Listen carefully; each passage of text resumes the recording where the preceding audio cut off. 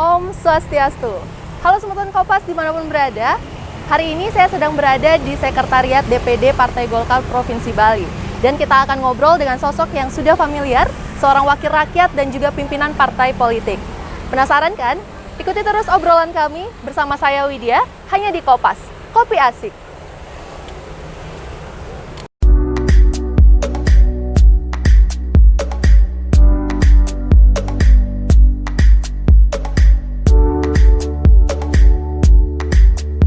Masker. Jadi kami Partai Golkar sudah menggelontorkan hampir 200.000 lebih masker ya. Oleh karena itulah kami berkoordinasi dengan seluruh kabupaten. Setuju enggak kita gerakan bantu PMI? Dan kemudian semua serentak setuju. Kalau kita hanya bergantung pada sektor pertanian, tidak masuk kepada sektor industri maupun sektor jasa, maka kita sulit akan menjadi daerah yang maju. Jadi kami sudah melakukan webinar itu 5 kali, merumuskan tentang strategi ekonomi Bali, dan sekarang sudah selesai diikuti oleh kurang lebih 25 profesor berbagai bidang ilmu yang menyangkut ekonomi dan sosial. Kemudian kita harus berani membangun lembaga research and development untuk pertanian, menciptakan kualitas bibit yang unggul.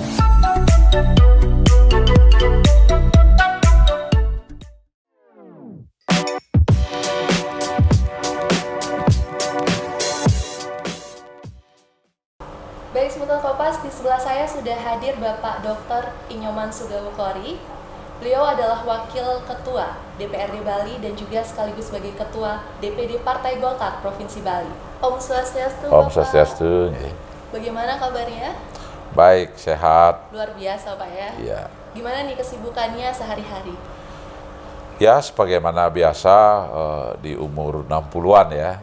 Jadi kita pagi olahraga sebentar, olahraga ringan, kemudian juga lihat-lihat kemudian sedang kebun ya, kebun bunga, bonsai. Ya setelah itu persiapan baca-baca media, koran, media sosial, dan setelah itu ya kita tugas yang pertama itu di DPRD. Nah setelah selesai di DPRD, baru kita ke Golkar, DPD Golkar seperti hari ini. Baik, tetap menjaga kesehatan dengan berolahraga rutin pagi hari, Pak ya?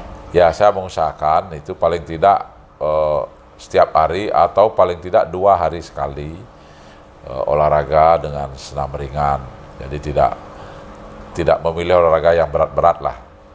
Jadi kita olahraga ringan, senam ringan, kemudian ya keluar keringat kita keliling-keliling. Kemudian saya juga ada koi ya, kasih makan koi, kemudian juga ada bonsai yang kurang rapi, ya kita rapikan, tanaman-tanaman lain. Nah setelah itu ya memang kita baca-baca media untuk hari ini. Baik, Pak Sugawokori kan sebagai Ketua DPD Partai Golkar Provinsi Bali, ya, sekaligus betul. juga sebagai Wakil Ketua DPRD Bali. Ya. Bagaimana cara Bapak untuk membagi waktu dalam menjalankan tugas atau tanggung jawab yang diberikan? Kalau untuk DPRD itu adalah tugas utama secara formal.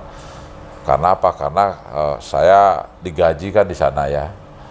Jadi sumber pendapatan juga dari sana.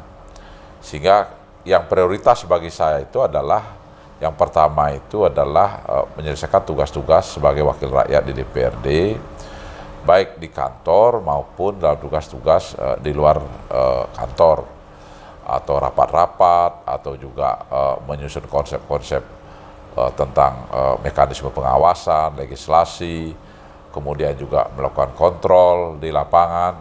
Jadi itu adalah tugas yang memang sudah lama kami lakukan, dan kami lakukan dengan senang dan dengan gembira, sudah tentunya ya. Tentunya ada prioritas ya Pak ya untuk menjalankan tugas tersebut. Nah kalau untuk membagi waktu dengan keluarga nih? Kebetulan saya kan sudah punya cucu, anak-anak sudah mandiri ya. Saya punya 2 orang putri, 1 putra. Mereka sudah mandiri, dan saya astungkare sudah diberikan karunia 5 orang cucu ya. Jadi saya bersyukur karena semua sudah berjalan dengan baik. dan sudah tentu kami memang semua atur dengan baik ya. Setelah kami bertugas di DPRD, sudah tentu untuk partai, kami biasanya atur waktunya itu sore, setelah jam 2 atau setelah jam 3, kami di DPD Partai Golkar, rapat-rapat maupun diskusi-diskusi dengan teman-teman, memberikan arahan kepada fraksi seluruh Bali, termasuk provinsi, dalam rangka menyikapi berbagai persoalan, perkembangan di tengah-tengah suasana COVID-19 ini.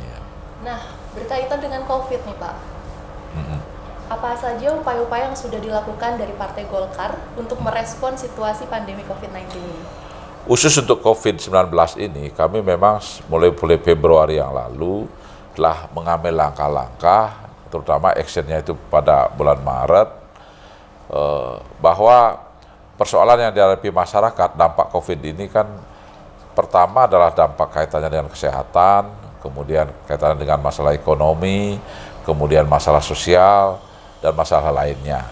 Jadi terhadap hal itulah kegiatan Partai Golkar dilakukan. Jadi untuk membantu masalah sosial, dampak kesehatan ini seperti membantu alat kesehatan, kemudian membantu masker. Jadi kami Partai Golkar sudah menggelontorkan hampir 200.000 lebih masker ya. Lebih dari 10.000 sanitizer, kemudian juga lebih dari 40.000 paket sembako, dan bahkan kemarin kami juga melakukan gerakan seluruh Bali, kader-kader, 1.000 kantong darah ya, kerjasama dengan PMI, dan itu sudah berhasil dengan baik, karena memang ternyata di tempat PMI itu sendiri di seluruh Bali saat ini terjadi kekurangan stok yang sangat signifikan karena suasana pandemi ini. Oleh karena itulah kami berkoordinasi dengan seluruh kabupaten, setuju enggak kita gerakan bantu PMI, dan kemudian semua serentak setuju dan kita lakukan gerakan itu pada tanggal 12 Juli. Nah, di samping itu juga banyak juga masyarakat yang terdampak COVID-19 ini seperti PHK dan sebagainya. Ada ketidakadilan, misalnya dia merasakan masalah bantuan-bantuan dari pemerintah, kami juga mengerahkan 20 orang pengacara dalam Bakumham Partai Golkar untuk memberikan bantuan konsultasi hukum kepada masyarakat yang membutuhkan. Di samping itu juga kita kan tidak boleh pasrah ya, masyarakat tidak boleh pasrah. Keadaan COVID-19 ini memang sangat memukul ekonomi Bali, karena memang ekonomi Bali sangat tergantung dengan pariwisata. Sedangkan pariwisata adalah sektor yang paling terpukul dengan keadaan ini. Oleh karena itulah maka kami telah melaksanakan 5 kali webinar ya, dengan kurang lebih 25 orang profesor, para doktor, seluruh kampus yang ada di Bali ini. Kami sudah merancang dan merumuskan strategi pembangunan ekonomi Bali pasca COVID ini. Baik, biar lebih asik dan lebih hangat lagi ngobrolnya, ya, kita sambil minum kopi yuk Pak. Ya.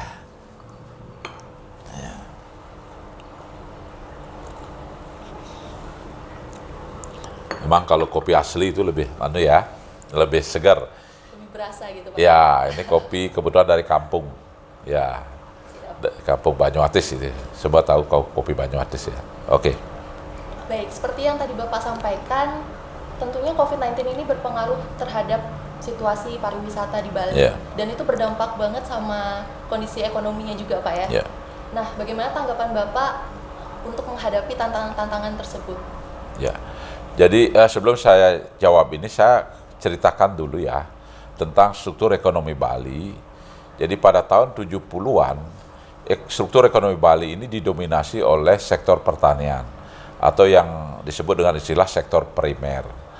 Nah, kalau pada saat itu, jadi berkembang pemikiran, kalau kita hanya bergantung pada sektor pertanian, tidak masuk kepada sektor industri maupun sektor jasa, maka kita sulit akan menjadi daerah yang maju.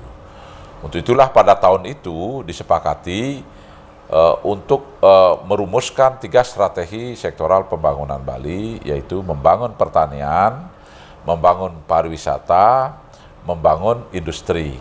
khususnya industri rumah tangga. Nah, itu kita lakukan kurang lebih hampir 40 tahun ya. 40 tahun secara terus-menerus, dan akibatnya ternyata terjadi pembalikan ketidakseimbangan. Kalau sebelumnya ekonomi Bali tidak seimbang, di mana sangat dominan sektor primer atau sektor pertanian, maka setelah kita bangun dengan 3 strategi sektoral itu, maka struktur ekonomi Bali menjadi tidak seimbang baru, yaitu sangat tergantung dengan sektor tersier, sektor pariwisata. Sedangkan sektor pariwisata ini adalah sektor yang sangat riskan terhadap isu penyakit, isu perang, bom, atau dan lain sebagainya.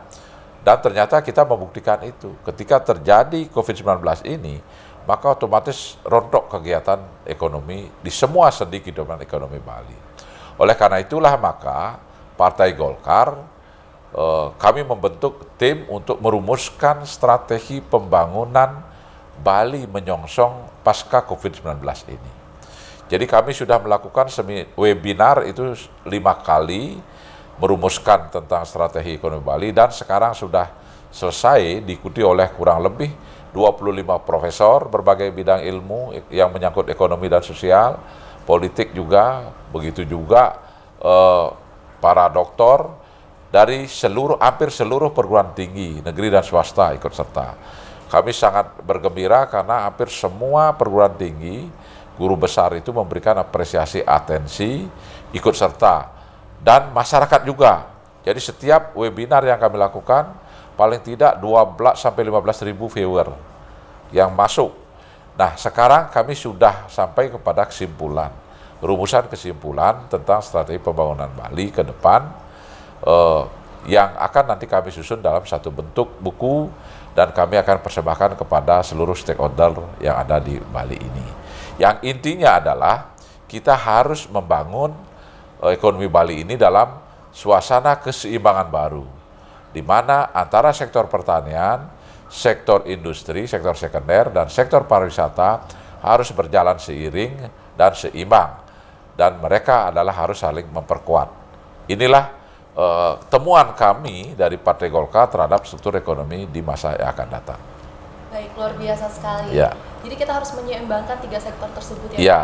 Di mana pertanian, pariwisata, dan juga industri. Ya, karena kita ini mau tidak mau berkutat di 3 sektor itu, karena kita tidak mempunyai sumber daya alam yang cukup, seperti misalnya pertambangan, hutan, dan lain sebagainya, sehingga kita mau tidak mau 3 sektor inilah yang harus kita kembangkan secara lebih maju. Misalnya seperti pertanian, kita akan dorong anggaran pertanian itu tidak seperti sekarang, kurang dari 2%. Jadi seharusnya paling tidak 5%. Kemudian kita harus berani membangun lembaga research and development untuk pertanian, menciptakan kualitas bibit yang unggul, yang sesuai dengan kontur tanah Bali, dan lain sebagainya, termasuk juga sektor industri pengolahan. Ya. Baik, dan di era COVID ini sepertinya yang paling kita bisa untuk maksimalkan itu di era pertaniannya. Ya. Kalau menurut Bapak sendiri bagaimana? Jadi kita harus semua disinergikan, tidak melulu hanya sektor pertanian, tidak. Sektor pertanian kita dorong melalui peningkatan teknologi, menggunakan research and development, meningkatkan sumber daya manusianya, termasuk kita mendorong nanti, termasuk Golkar juga akan melakukan diklat terhadap para pemuda. Jadi kita ingin memunculkan petani muda keren di Bali ini, sehingga mereka bangga dan tertarik menjadi petani yang modern. Nah, di samping itu juga sektor industri ini harus bersinergi dengan pertanian, bersinergi dengan pariwisata. Artinya industri apa? Industri pengolahan. Pengolahan sektor pertanian yang nanti bisa pasarnya adalah pariwisata, pasarnya adalah ekspor, pasarnya adalah nasional. Di samping juga kita mendorong para masyarakat adat budaya Bali ini memprioritaskan produk, misalnya buah-buah lokal yang ada di Bali ini. Ya. Baik, dengan begitu tentunya kita berharap bersama agar Bali ini segera pulih ya dari COVID-19. Ya. Dampak yang ada. Jadi COVID ini adalah sebuah keniscayaan, suatu yang memang terjadi dan tidak perlu kita hindari, harus kita hadapi dengan beradaptasi. kemudian kita tidak boleh menyerah, apalagi berputus asa. Oleh karena demikian kita harus tetap memandang bahwa COVID ini adalah sebuah tantangan yang mungkin juga bisa menjadi anugerah dari ide sang yang dewasa untuk kita bisa berinovasi, melahirkan hal-hal yang baru dari akibat tantangan ini. Baik, luar biasa sekali Pak. Ya. Sebelum ke pertanyaan selanjutnya, kita minum dulu. Ya, oke, yuk masih.